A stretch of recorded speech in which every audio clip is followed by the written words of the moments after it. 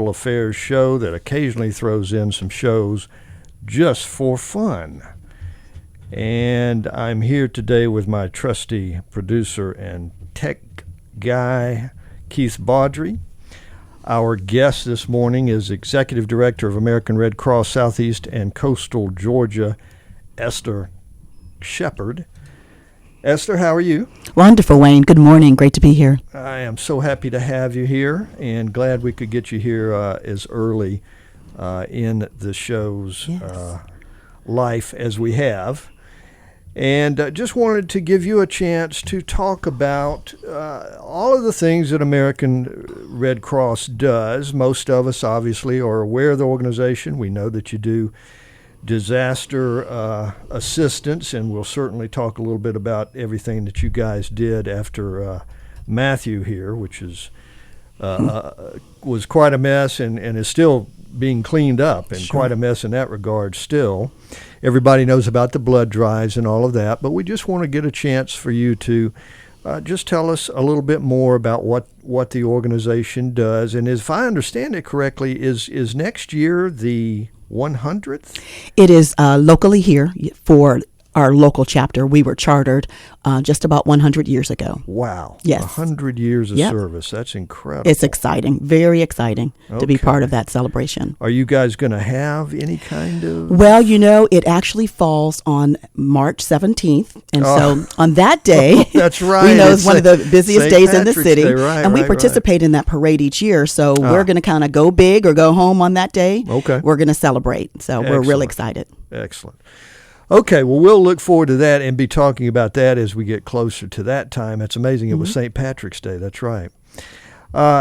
Okay, so I guess, the main thing that comes to mind, and we can kind of talk about whatever you want to talk about, but, of course, the whole thing with Matthew that occurred here recently, you guys did so much to help the community. Tell us a little bit about what that was like and what you guys were involved in. Sure. So it was a pretty amazing response. The first time for me to be involved in such a large, what we call DR, which is a disaster relief operation, DRO. And, there's many, many phases of Hurricane Matthew. And so what we did, of course, we walked in lockstep with our emergency managers throughout the 17 counties that we serve in. And we made sure that we are in communication with them. Everyone has, kind of their plans already in place. We were watching the weather. We were on state calls along with, National Weather Service and what have you. So we were on a lot of different calls watching the weather. We know it was a very slow moving storm. Yes. So folks had a lot of time to prepare. And at it being slow moving, it gave American Red Cross time to prepare its material resources. Yeah. And as we looked at where the storm was going to hit, at first looked like it was going to, a little bit more hit in Florida. Then it said, okay, it's coming towards the southeast. It could be a direct hit. And anytime we plan for a Cat 2 hit, we plan for a Cat 3 response. So, a Category 3 response. We always plan one step up just in case it does become that. So American Red Cross, we basically readied our troops, which are our volunteers. Across the nation, what American Red Cross does is they start to make sure we have volunteers that are in our system that show up, that they're available to deploy and come and help. And that's essentially what happened. We did the preparedness, we did the response. And so once the folks were evacuated out and they came back in, we had troops that came from volunteers and staff that came from all across the country. Wow. As far as Hawaii. We had a nurse that came from Hawaii, and they came and they helped out and helped us basically get our residents taken care of. So we were opening shelters, we were feeding along with our Southern Baptist partners, our Salvation Army partners, making sure people had a comfortable place to stay, as comfortable as a shelter is, not always, but it was better than being in their homes where most of them didn't have any electricity. Absolutely, so we kind of we did that, and then we did the recovery phase where we're just kind of winding down on that because FEMA stepped in and provided some assistance for some residents. So American Red Cross did their part on that as well. Okay, and a couple of things I want to point. that kind of you indicated and flew on by, and that was a big surprise to me, is that you cover 17 counties. My goodness, we do, and actually, that's a huge area. It is big, but it used to be bigger. We used to have up to 25 counties, but there's been some reorganization, and so we're down to 17. It's still a large footprint, but again, we rely on our volunteers. We have a staff of about 7, and so we have well over close to 700 volunteers. And of course, there's a portion of them that are active in different various areas like disaster and health and safety and service to the armed forces. But we have 17 counties, about over 800,000 residents that we're responsible for. Wow, that's a lot. Now, I had seen some numbers, and I don't know if this was finalized or the final number or something. I did see something about more than 1,800 Red Cross disaster workers, I think, involved in response to Hurricane Matthew. Does that sound reasonable to you? That could be across the 3 states. Okay. I would say that would be across the 3 states. Okay. I don't have that number in front of me, so I can't confirm that. But I do know that we had, well over 862 workers that were within the state of Georgia. So wow. Okay. 862 within the state of Georgia. Man, oh man, oh man. And this is the thing. It's almost all volunteers, as you indicated, very small staff. That's correct. I mean, we don't have a large paid staff workforce. That's because American Red Cross was founded on volunteerism. Right. And so we rely on our volunteers to help us respond and to help us prepare, to help us with every day, simply answering the phone. We have volunteers that help us on our reception desk. I had just going back to the numbers for a minute. Sure. I had seen this, and again, I'm throwing this out there, and you're not without any warning, but I did see a number of about something like 72,000 meals, 90,750 snacks in shelters. Your numbers are pretty close there, Wayne. Yeah. Oh, yeah. Okay. Yeah, they are. We had about. The last report was probably on about November 11th, so about 72,000 meals, 91,000 snacks, 63,000 bulk distribution items, which are your rakes and your shovels and your Clorox, things like that, kind of a cleanup kit. Okay. Also had about, we even had mental health contacts, and folks that needed some assistance, about 2,800 of those. So our numbers were fairly high there for that response. Excellent. So, there's still some cleanup left, and as you said, FEMA has stepped in. So you guys, I guess, have kind of tucked back and you've done your job and done your duty regarding that whole Matthew thing. So we still have a caseworker that is following up on cases of folks that we opened cases on there was either disaster assessment done at their residence, and we've opened cases to find out if there's a need financially and or if there's any need for resources. Sometimes we resource them out. If we don't have something that they need, we resource them out to one of our partners. Perhaps they still need somewhere to stay, so we can resource them to a union mission or a Salvation Army or other places that will be able to provide what they need. Wow. So the work still continues. Still continues. All right. The other thing that everybody knows about, of course, and talks about are the blood drives, of course. Now, tell us a little bit about that, and if you have one coming up soon. Or. Sure. I did not check to see what the latest is. We have blood drives kind of around our area just about every day. Really? Some of them are public blood drives, and some of them are kind of in a private business or something like that. And you're talking about 17 counties. Yeah, within 17 counties, right. So there's pretty much a blood drive on a regular basis. The best way for folks to know kind of what's going on is really to visit redcross.org/blood, and they can put in their zip code and they find the closest blood drive that they'll be able to go and donate blood. But goodness, every 2 minutes someone in the country needs blood. So we really ask people that are able to even just try it, see if they are eligible. There's a process that you do have to go through. Yeah. What kinds of things could disqualify someone? Well, sometimes, most of all, especially sometimes with females, it's normally our whether we're anemic or not, whether our hemoglobin isn't enough or high enough, has to be at a certain number. I'm not sure what that number is, but has to be at a certain number. So, because we want to make sure that we're not depleting the body of that hemoglobin. We want someone to be healthy after they donate. Right. So the best thing is for them is to, if you know that you're typically able to donate on a regular basis, always be hydrated. That's the biggest thing. Make sure you're hydrated before you donate. When you go, there's always going to be a questionnaire. We are very responsible in the way we collect blood. We are under the FDA, so there's very strict guidelines that we have. So we have to ask very specific questions, and so that's the kind of the health questionnaire that folks go through. And the overall process really doesn't take very long.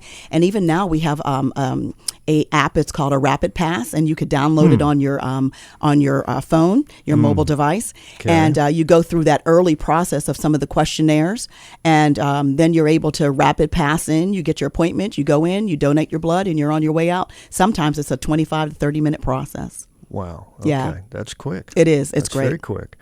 And you guys do it at all kinds of locations, I guess, don't you? I mean, or is it is it like a truck kind of thing? I mean, so we have a what we call a blood mobile. So we have one. Okay. We retired another one. We're in the stages right now of trying to obtain another one.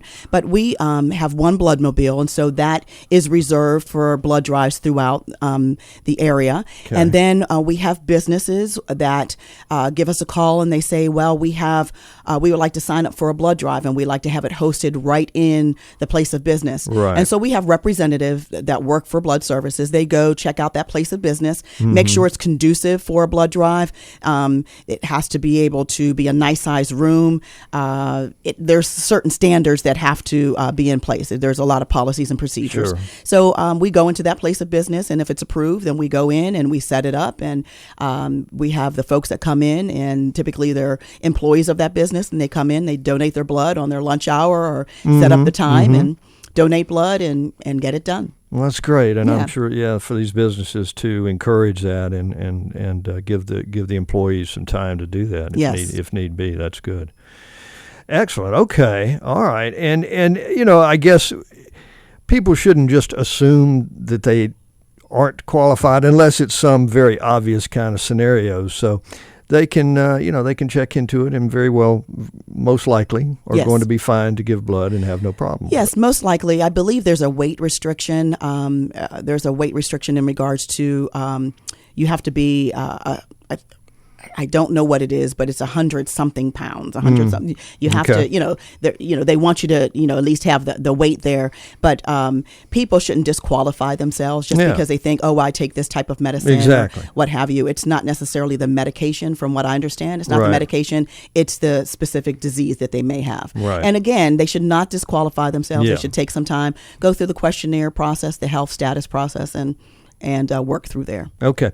And again, you have online, I'm assuming, a listing of blood drives that are coming up on your website? That's correct, yes. Okay, so anybody can check that if they want to. And also, too, we have a 1-800 number, and they can call our 1-800 number, and 1-800-733-2767. Okay. They select blood, and they can ask questions on the phone. Customer service will help them through that process as well. Okay. Excellent. All right. What else is going on these days with the... Well, we're constantly busy. So I was just at a meeting yesterday in Forsyth, Georgia, and at the end of the meeting, they kind of gave us a briefing on Tennessee. And though we're here in Georgia, Georgia is part of what we call our Southeastern Caribbean division. So our partners in Tennessee are starting to ramp up an operation for assistance in regards to the fires that are occurring right now in Gatlinburg. We've assisted in North Carolina. Just overnight, there were tornadoes in Alabama. And so we're beginning to look at, even some of our volunteers are starting to ready themselves. And there's a possibility that we may have some folks that deploy out of this area as needed for Alabama and or Tennessee. So we're constantly not looking just locally. We go out and we help not necessarily globally, but nationally, as there is need. So this is a wildfire season. We've had a significant drought. So we're seeing, of course, the wildfires kick up, and we've definitely seen that in Tennessee and in Gatlinburg. So Red Cross is helping out there. Excellent. Yeah, that's a bad situation. We usually hear that. Now, there are wildfires in the southeast from time to time, but we normally think of that as out west. It's always happening out west all the time, and this one is really bad. It's and unfortunately, apparently, some of it has been by arson, which is deplorable. But at any rate, that's a serious situation that's kicked up there, particularly in the Smoky Mountain area in Gatlinburg and all of that. That's such an area, particularly with the weather conditions and the drought that you've been talking about, that it doesn't take much to get something going. And obviously, people who are out in that kind of environment need to be very, very, very careful about campfires, about cigarettes, any of that sort of thing. So you guys are ramping up to see what you can do in that regard as well. That's correct. Yeah. As I said, there's folks that deploy. We have volunteers that make a choice. If they'd like, they can deploy and go to wherever there's a disaster operation ongoing. And so we're beginning to ask our volunteers and our staff to start to look at their schedule and consider if there's a need, and they have an area of expertise that they're trained in, and they can go help out somewhere across the state or the nation. All right, great. If you're just joining us, you're listening to Savannah Lexicon on WRUULP 107.5, and we're speaking with Esther Shepard, the executive director for the American Red Cross here in this region. This particular segment is brought to you by Foxy Loxy. Made possible by a grant from Foxy Loxy, a coffee shop, bakery, print gallery, and Tex-Mex cantina located at 1919 Bull Street. More information is available at 912-401-0543 or foxyloxycafe.com. Okie doke. Esther? Yes. What else we got? What else is going on? Are you guys?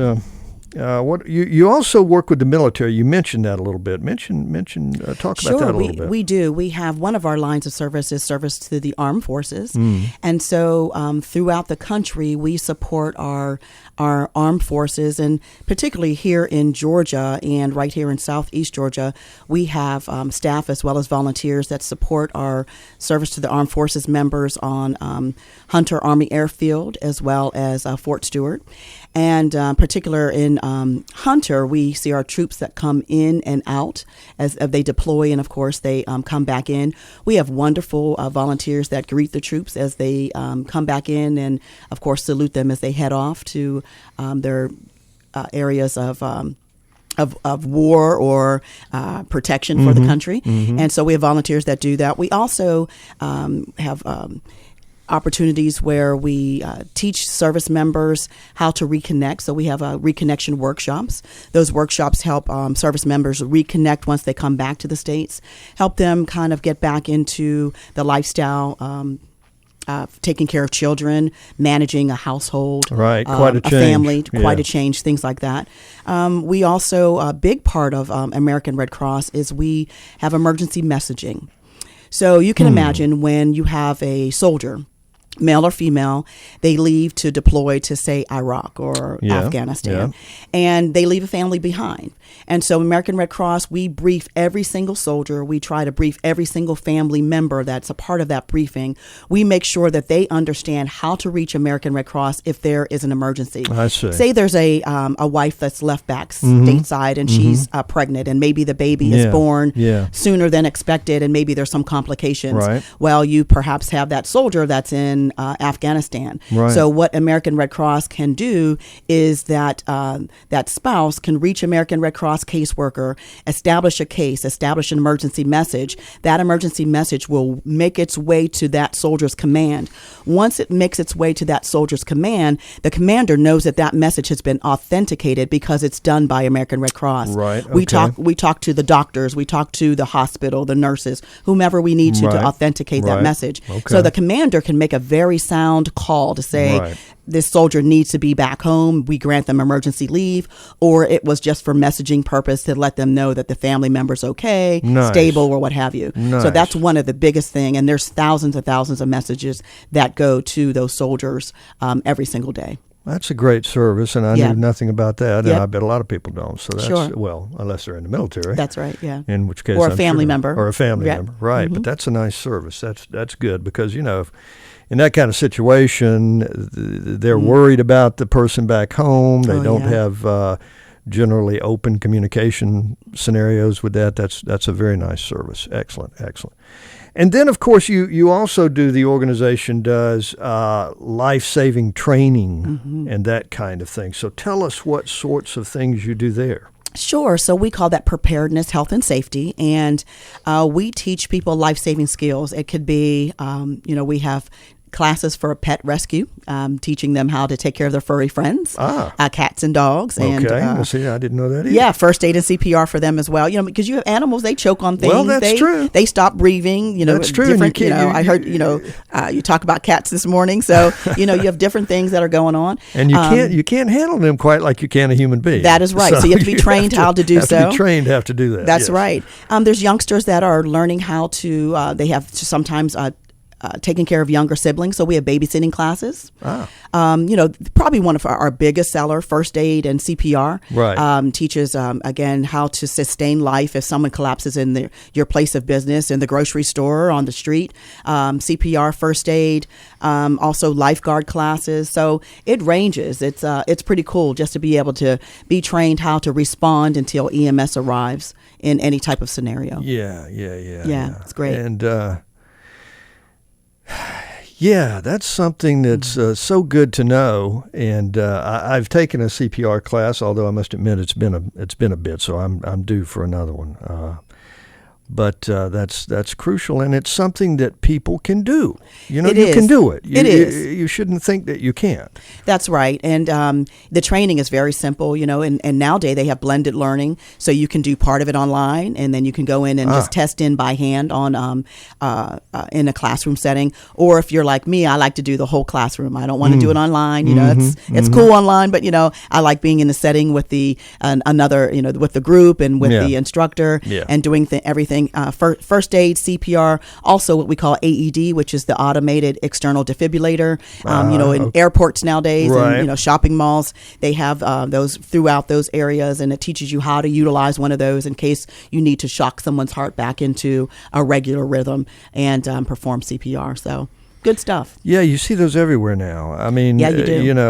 There was a time, I'm old enough to, I don't remember ever hearing about them or seeing, and of course technology develops, medical technology develops, Sure. and now you see these things in schools and airports and everywhere, just like you say. You do, yes, definitely. But now, where do you normally, you have those classes? I guess you have them you got 17 counties, so you do it in different counties, I suppose. But we do, but mainly here in Savannah. That's one of the areas right off of Chatham Parkway where our office is located. We have classes several times a week, sometimes depending on the month.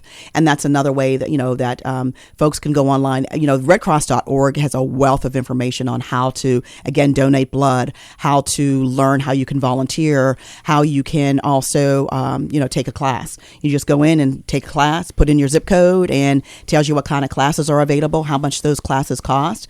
You sign up online, and once again, you just show up on the day that you're scheduled to take your class, get your certification card, stick it in your wallet, and you're empowered and ready to go in case of an emergency.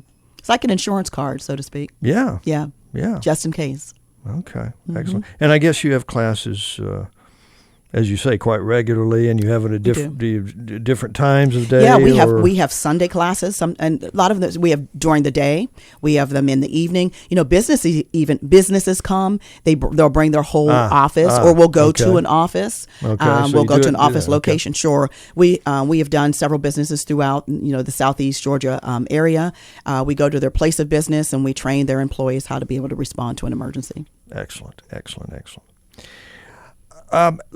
If we could, let's talk about you a minute. Sure. We're talking all about American Red Cross itself, and give us a little bit of your background and how long you've been with the organization here and doing this sort of thing. Sure. So I started with the American Red Cross back in 2007, and I started in Hampton Roads and out of Newport News, Virginia. I was kind of at the point in my life where I wanted to do something a little bit different, wanted to have that opportunity to kind of give back. So I took a change in life and went ahead and started working with the American Red Cross, Hampton Roads area. And my husband is a pastor, and so we're kind of have moved a couple times, and so we moved into the Savannah area. I had the opportunity to join forces and link arms with this local American Red Cross in 2011. So altogether, I've been with Red Cross for about 9 years. And my background has basically been, I've worked pretty much all of my life, and my background has been in regional management, mostly managing folks from the bridal industry to radio. Okay. I've done, kind of some various things throughout my life. I'm from Pittsburgh, Pennsylvania, so I'm a Steelers fan. I am diehard Steelers fan. And well, you're not. But I love being here. You're not in the same with the Falcons, so you're not in the same conference with the Falcons. We are not. We are not. So that's good. Yeah, that is a good thing. So, but I've been in Georgia for 6 years now. Been here in Savannah for 6 years. Okay. Yeah. And do you love it? It has grown on me. Okay. It has grown on me. At first, when I arrived, we lived in the Northern Virginia area for about 20 years, so I was used to that big hustle and bustle. And then we moved into Smithfield, Virginia, right outside of the Newport News area. So that was slowing my life down a little bit, and we kind of didn't mind being behind some of those John Deere tractors as they kind of made their way through that Southern Virginia area. And Savannah is a beautiful city. I love the energy that's always here, the tourists that come throughout the year. When you get behind one of the horse and buggy carriages, you realize there's no sense in blowing your horn. No, absolutely. That's the revenue coming into the city because people are riding, checking out our historic area. So I have grown to love Savannah. Good. Even that there's not 4 seasons. Yes, that's a little different. Yeah, but I don't know. The Pittsburgh winters probably get pretty. Yeah, they get pretty brutal. serious sometimes. They get brutal. I don't necessarily miss shoveling the snow. Oh, yeah. I love the beauty of it. Yeah, but I don't miss starting the car and having to shovel it out and then snowplow plugs it back in and you've got to shovel it out again. So we don't miss that. We don't know anything about that. Yeah, down here. Yeah, and you're right. I mean, Savannah it's kind of slow down a little bit. Sure. Just relax. Okay. You're going to get done what you need to do. You're going to get where you need to go. Just slow down. Yeah. And that's good but you do have to get the rhythm. You have to, you do. if you've moved from someplace like where you're talking about, you have to change your rhythm a little bit when you get down there. But it's good. It's good. Okay. So did you say 9 years?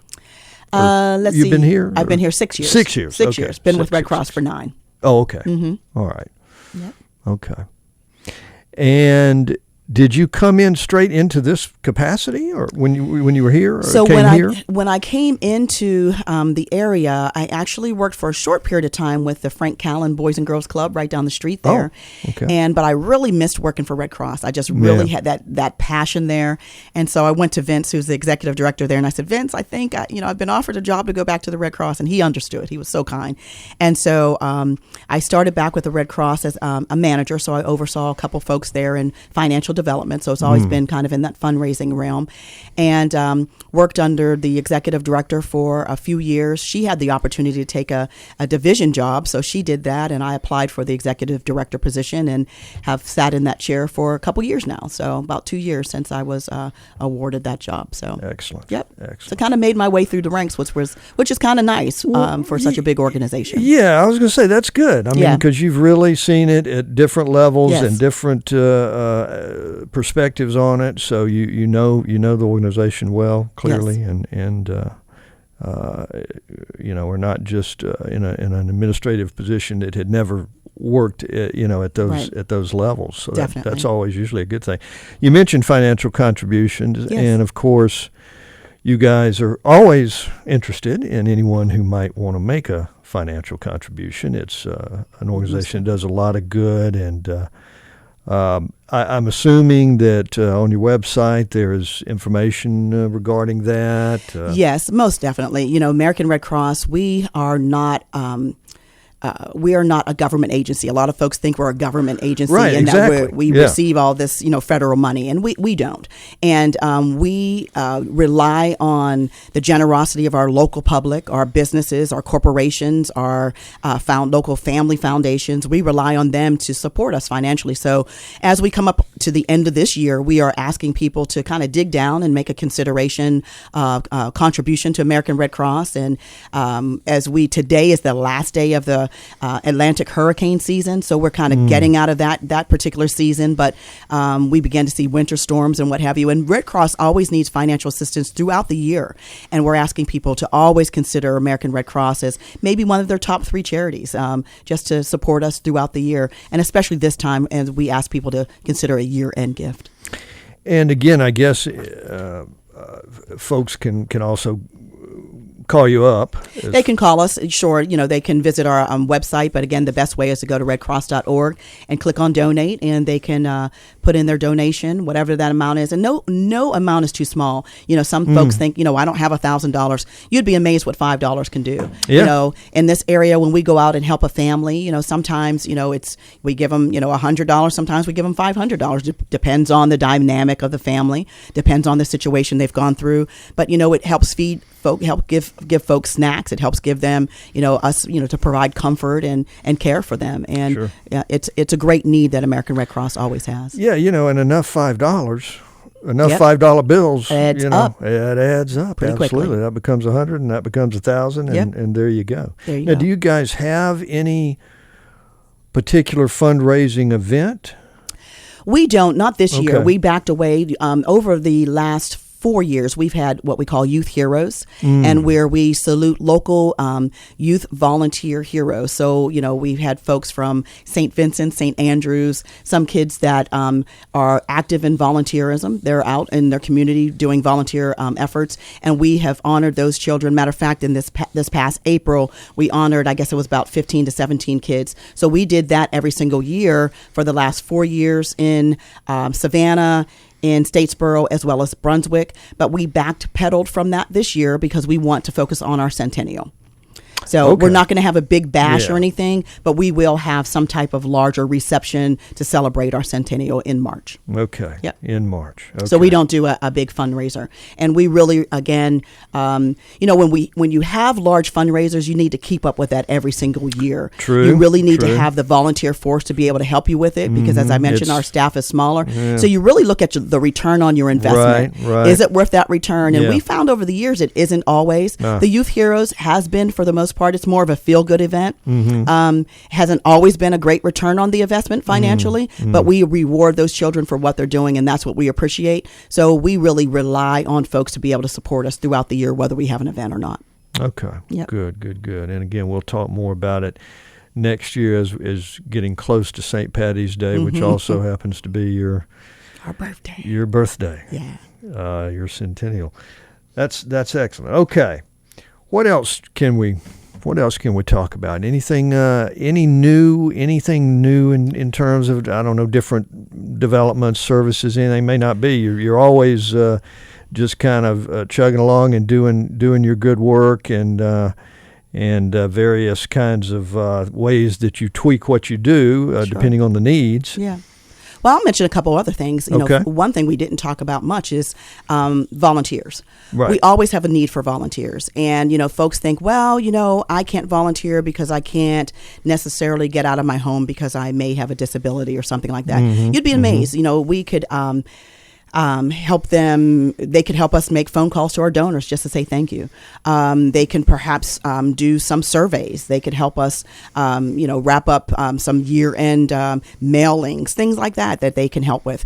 If they're perhaps retired and just want a few hours of their time kind of donated to Red Cross, they can come and answer our telephones. Once again, they can make calls. They can help us send mailings out. There's a lot that they can do. We have volunteers at various levels. There's also training for volunteers. We have very skilled volunteers, like in logistics, that help us maintain our goods and move things to different places. We have folks that are on what we call a DAT, or a disaster action team. Those are the folks that will receive a call perhaps in the middle of the night if there's a fire or some other type of structure or a disaster. They'll receive a call and they'll go out and help out that family that is in need. So we have those types of skills that they can be trained for. But everyone doesn't have to go out on that type of call. Some of our volunteers only go out on deployments. That's what they like to do. They don't help us at the local chapter, but they go out when there's a need to go out and help in the Tennessee or San Bernardino. We had one of our volunteers for the first time go internationally when they're in Alberta, Canada, when they had the wildfire there. And Robert Brown, one of our dedicated volunteers, he went out. And so various level of volunteerism. So there's always a great need for that. And then one other thing I would mention is, mostly everyone has some type of smartphone in their hand at some, point in time. We have a lot of different apps that they can download. One of the most popular one is an emergency app. You can download that on your phone. It'll give you alerts if there's, a tornado pending in your area, warnings or watches.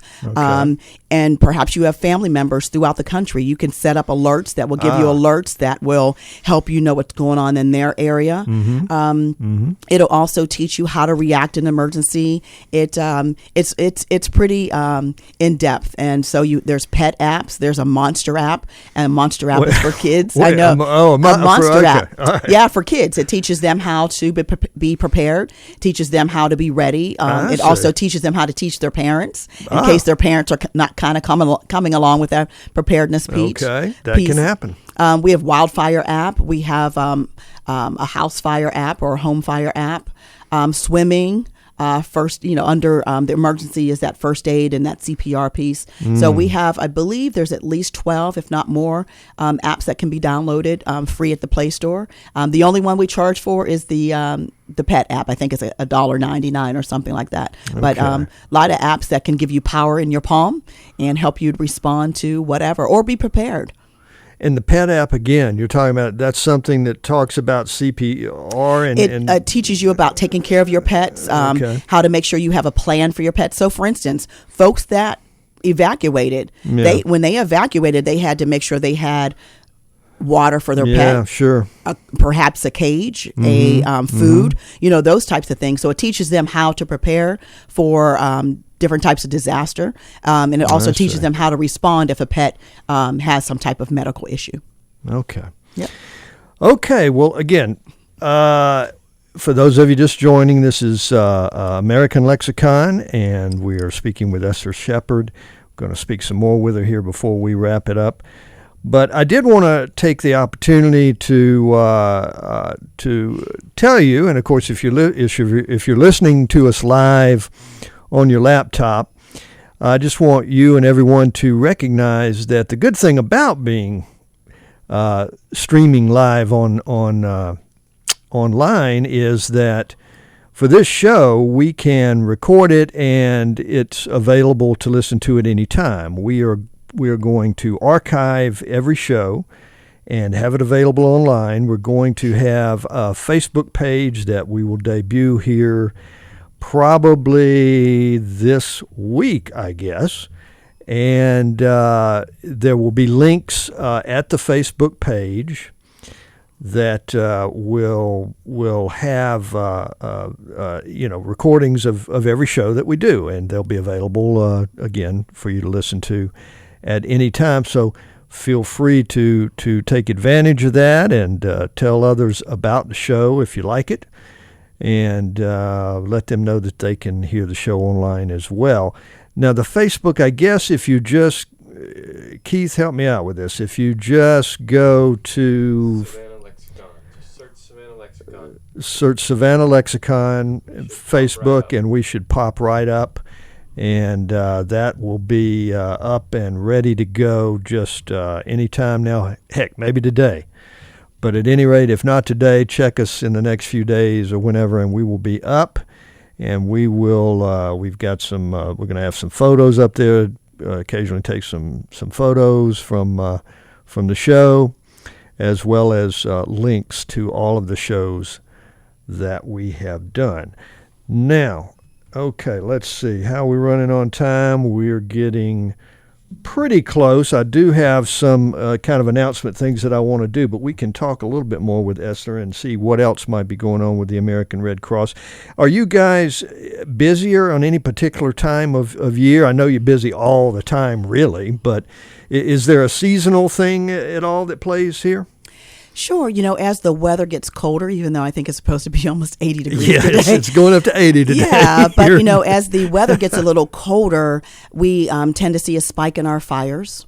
Right. Simply because people start to have different ways that they heat their home, whether it be with a space heater and they keep it too close to something that's flammable. Right. Or they, fires on a regular basis. Folks sometimes work a shift work. They come home, they decide they're going to maybe fry some chicken or do some French fries. Yeah. Don't realize how sleepy they are and fall asleep while things are cooking. Oh, boy. And, or, during the holidays where you have a lot of things Christmas going on in your house. and Christmas trees, fried turkeys during Thanksgiving. Right. Various reasons why we see, a spike in or uptick in, house fires. But, there used to be, kind of that seasonal piece, but, we're busy year round. We are busy year around. Okay.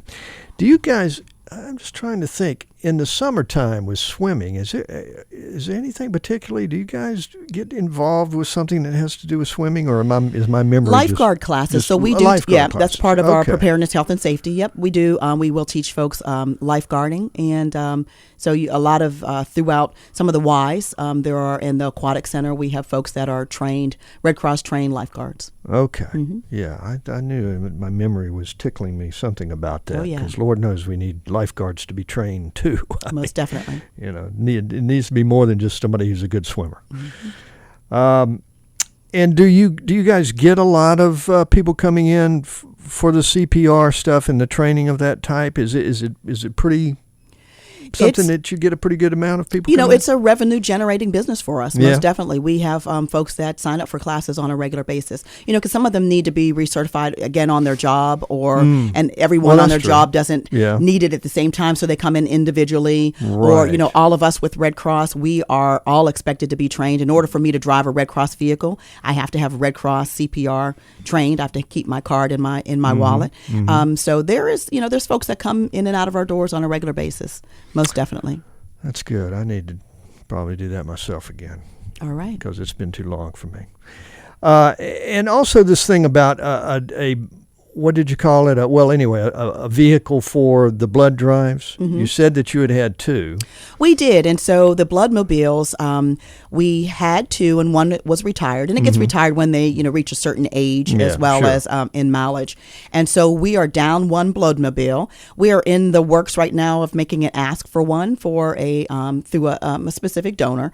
And so we're kind of working through that. But they're fairly pricey. They're depending on how they're outfitted, and, a lot of different specs that go into it, and they take a couple years to build, so it's not like something you just go off of a car lot and say, I want that blood mobile. It has to have very specific standards, and requirements. So but that has been a challenge for blood services, because where we normally would be able to send two blood mobiles, we're only able to send one. So there's been some decrease in donations that we've had, but we've been able to do some changes where a place where we had taken a blood mobile, we can actually turn it into a fixed site, or a location where there's going to be, we bring the blood drive into that particular location. But it has hurt us, but there's been some decrease in collection, so that's something we're really hoping that comes through soon.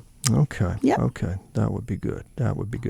And you guys, I guess, work in some sense, obviously, with the medical community, the emergency personnel of various kinds in the cities and counties that you work in, or at least indirectly, if not directly. Well, specifically in regards to our fire department, emergency managers, all of us work with them. We work with the fire departments, because we have a partnership with them. So if there's a fire and the fire is extinguished, they turn to the family and they say, do you have a place to go? And if the family says no, they immediately call American Red Cross. So we have that type of a relationship established. Okay. Okay. Excellent. All right. Anything else? I've got some announcements that I do want to run through and then come back with you. Anything that you particularly are dying to say right at the moment? You go ahead, Wayne. All right. I just want to note some things that are happening in and around the town that might be interesting for some folks. One thing, there are free seminars at St. Joseph's and Candler Resource Center December 1st at the African American Health Information and Resource Center, 1910 Abercorn Street. They're going to have computer classes taught by Microsoft certified instructors on Microsoft Word Part 1, 9 a.m. to 1 p.m., and also a seminar on avoiding holiday weight gain. And, it may be too late after after Thanksgiving, but maybe you can take this and be a little more careful when we come to Christmas time dinners. That's something that might be of interest to some folks. There is free and confidential HIV testing from 8 a.m. to 3 p.m. December 1st at Chatham County Health Department, 1395 Eisenhower Drive. December 1st, by the way, is designated World AIDS Day, and that is something to be aware of there. We have another kind of anniversary thing coming up on December 4th. That's the 75th annual Pearl Harbor Remembrance Ceremony. It's going to take place at the National Museum of the Mighty 8th Air Force at 2 p.m. There'll be patriotic music and a tribute. It's free and open to the public. Gary Johnson is the chairman and someone you can get in touch with regarding that if you choose to at 912-644-7220. Hospice Savannah has its 25th annual Tree of Light candle lighting and memorial at 5:15 p.m. December 4th. It's going to be at the Full Circle Grief and Loss Center, 6000 Business Center Drive. And a donation to honor the memories of loved ones may be made by calling 912-629-1055. I've spoken with the Hospice Savannah folks, and they are going to be a guest here on Savannah Lexicon before too terribly long, although we haven't settled in on a date precisely at this point. Now, in things that are a little more celebratory here and kind of seasonal, we've got book signings with local authors that's going to be held December 3rd from 1 to 3 p.m. at Shaver's Booksellers, 326 Bull Street. One particular author will be the Reverend Billy Hester, who's going to autograph his new book, Wow Moments.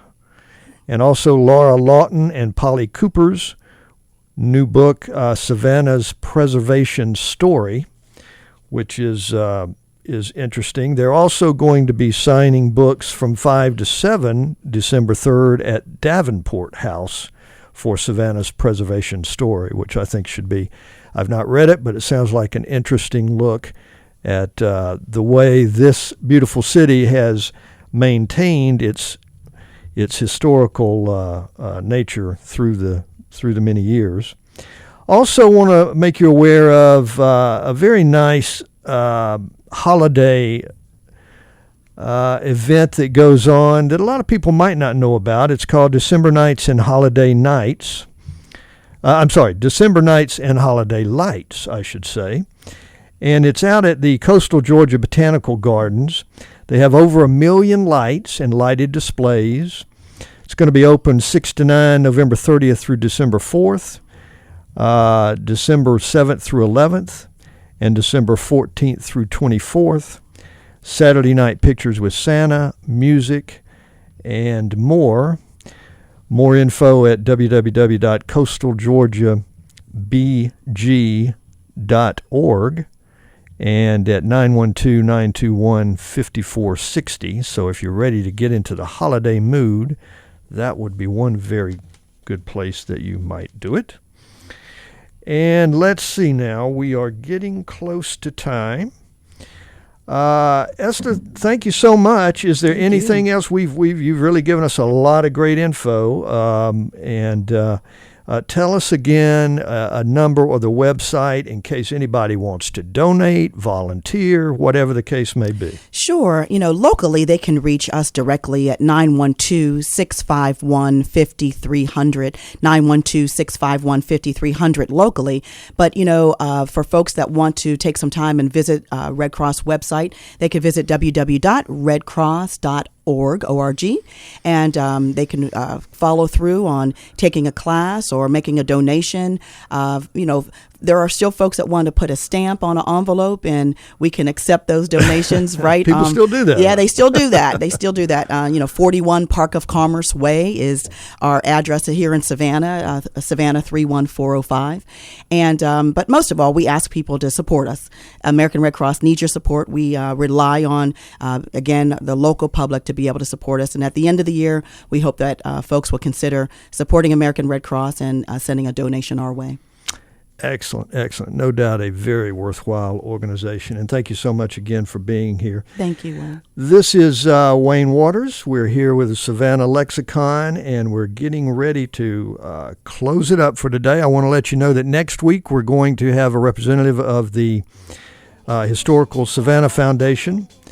And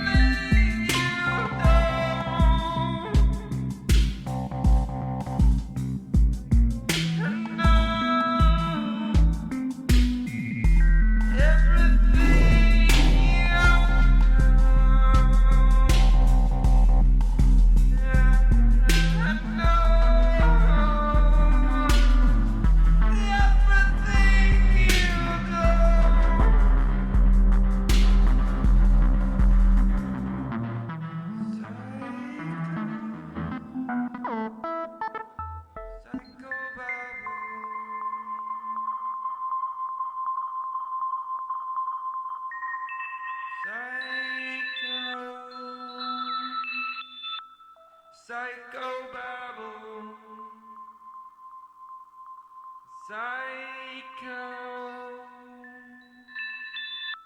psychobabble.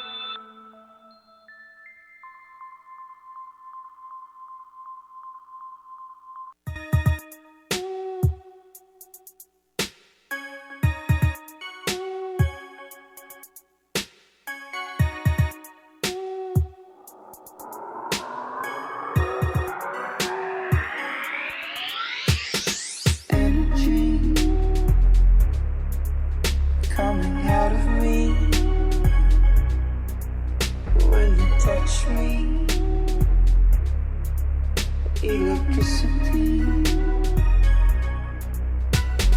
breathe in, breathe out with you, high on my mind.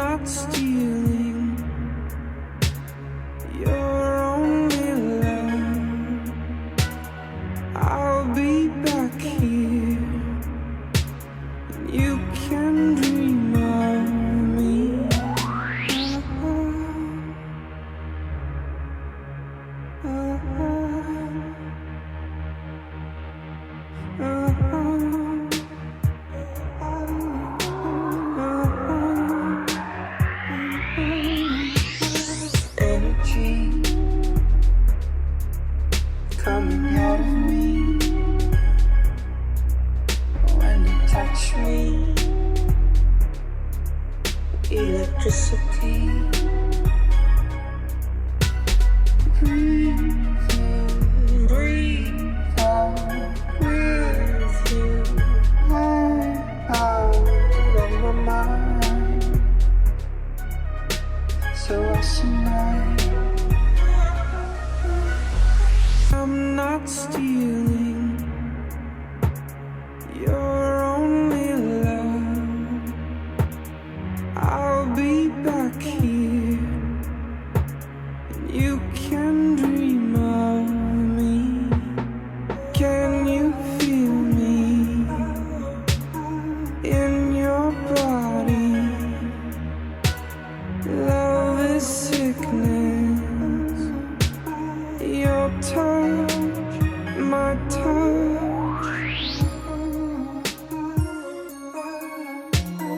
Your touch.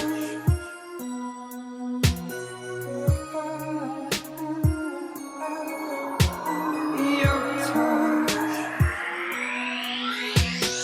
Energy coming out of me when you touch me. Electricity. Breathe in, breathe out.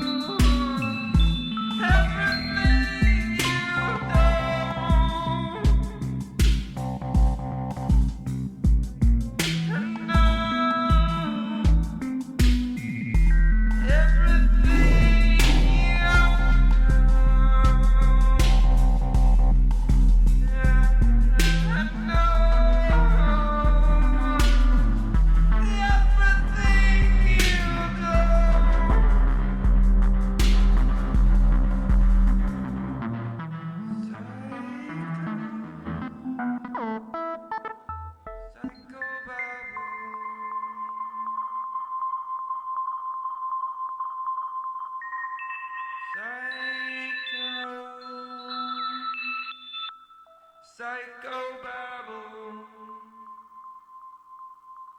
Psycho. Psychobabble.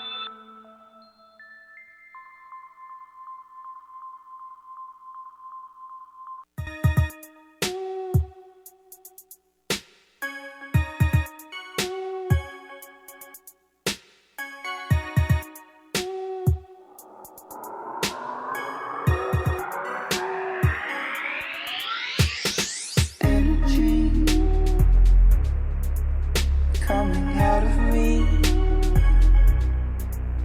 when you touch me. Electricity. This is WRUULP, Savannah, Georgia, 107.5 FM, WRUU.org. We are Savannah Surroundings, community radio with global soul. See you next week.